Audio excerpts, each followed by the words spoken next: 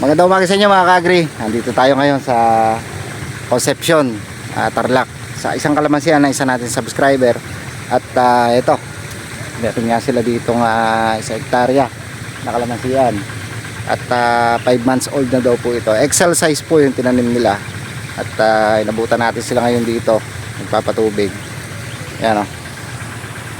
Ito mga ka-agri, ano daw to?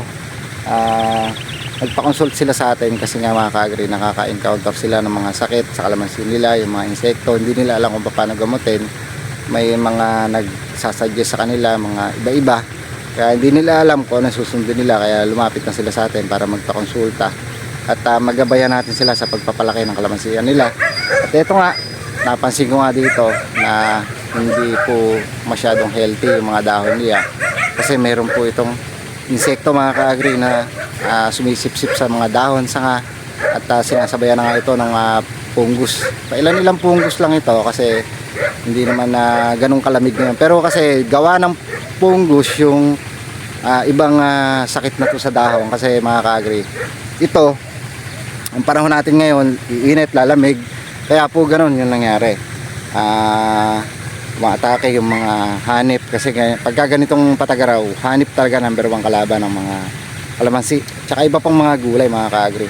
At saka yun nga, may pungus pa kasi nga ang panahon, alamig, tapos iinit, kaya yun, kakaproblema yung mga dahon ng kalamansi, mga sanga. Ayan o, isang dahilan yan kung bakit nagpapabagal mag-grow ng kalamansi kasi sinisip-sip niya, tutuyo yan mga ka-agri. Kung mapapabayaan mo yan, may posibilidad po magkatuyo ang mga sanga yan kapag napabayaan mo yan. Sa loob lang na 1 buwan, halos pagkakamatay yung mga sanga niya mga ka-agri pag talaga inatake ng mga hanip yan.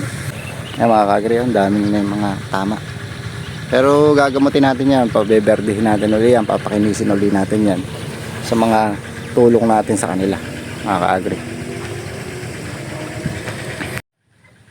Eto sila sir, nagpapatubig sila. Ayan ang maganda sa patubig nila, flooding. Pagka naman inilipat ito, mabilis naman ito matuyo mga ka-agri. Tingnan mo.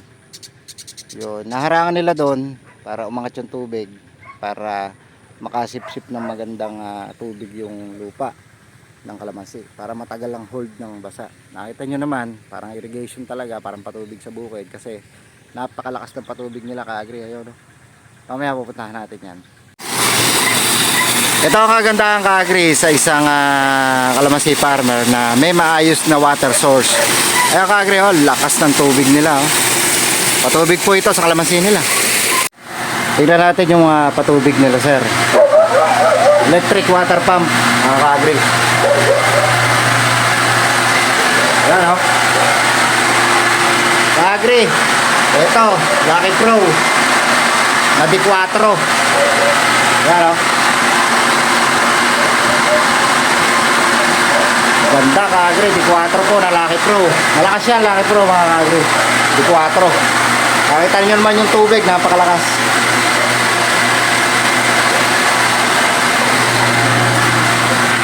Ayan. Ito 5 months old na kalamansi, Excel size. Masasabi ko, maganda na rin po yung pagkalaki ng Excel nila at maganda na rin po yung pagkabulas. Yun nga lang, siyempre nakaka-encounter sila sir ng mga problema dito, tulad nga ng mga hanip na umaatake sa kalamansi niya. Pakita ko sa inyo mga ka-agri, oh. Tingnan nyo, hindi healthy yung dahon niya ngayon kasi kung mapapansin nyo, para bang kupas yung itsura kasi binabanatan po ito ng hanip mga ka-agri. Yan o, sinasabayan na rin po ng pungus kasi ang panahon natin ngayon, ulan, init, lamig. Yun, kapag kagabi malamig, yan, epekto po yan. Tapos hanip pa, maatake, kaya medyo nagkakaproblema yung kalamansi ni sir. At ito medyo malawak ito mga ka-agri. Maganda nga yung ano nila sir, masinop yung may bakod sila dito. Andun, may gate pa nga sila doon. Ayan o. Iba talaga mga ka-agri yung lupa dito sa Concepcion, Tarlac. Ganda talaga para sa mga kalamansi, sa mga mais. Ayan, ka-agree, yung mais, ayun, mga kapitbahay niya dito. Napakaganda dito.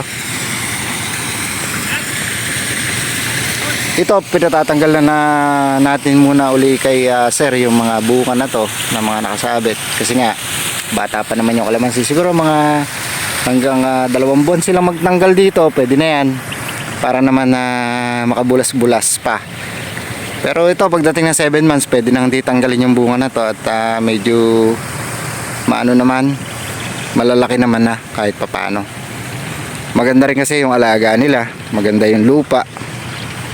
Yun nga lang, kaya sila nagpa-consult sa atin. Gusto nila, magabayan sila dun sa ano nila. Tingnan nyo mga ka-agree, mga bunga. Tingnan nyo yung may mga parte na may bunga, medyo talagang mapapansin niyo magulang yung dahon, wala siyang mga usbong-usbong. Yan ang isang problema pa. Kasi hindi mo naman dapat nga pinagtutuloy ito kasi nga konti lang yan, ilang piraso lang yan. Kasi kukunti lang isa nga.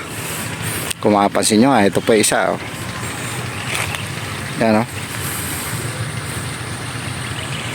Ito may kumakagat dito sa ano niya, pinuputol yung mga sanga ng usbong or pinroning na siguro ito ni sir.